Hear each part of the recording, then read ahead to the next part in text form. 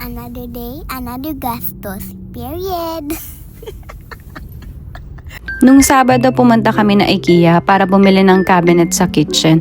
Yung cabinet kasi namin marami na siyang problema, tas parang feeling ko anytime bibigay na siya. So ito nga pala yung cabinet namin ngayon sa kitchen. Kung mapapansin nyo ay aesthetic siyang tignan. Maganda siya actually pero hindi kasi siya talaga matibay. Hindi na siya pantay, tapos dahil hindi na siya pantay, umaangat na yung mga gilid niya.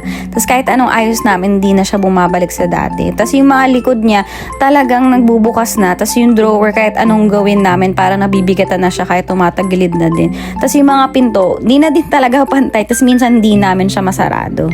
In-order ko na lang pala yung cabinet through online sa website ng IKEA kasi nga pala hindi pala siya kakasya dun sa dala naming kotse. So bumili na lang ako ng mga gamit na pwede kong ilagay dun sa bagong cabinet. May mga gamit din kasi kami na pwedeng i-replace na. Ang mga nabili ko lang naman mga plato, baso, tapos mga lagayan din ng kutsara, tinidor. Tapos may mga organizer din dyan. Actually yung mga plato, baso, 40 pesos lang yan. Tapos yung mga organizer, yung white, tapos yung may handle na wood, 300 pesos lang yan. Tapos yung scented candle na malaki dyan, 120 pesos lang yan isa. Tapos yung madamihan na maliliit, alam ko 250 pesos lang yan. Pasok lahat to sa white and wood theme ng condo namin.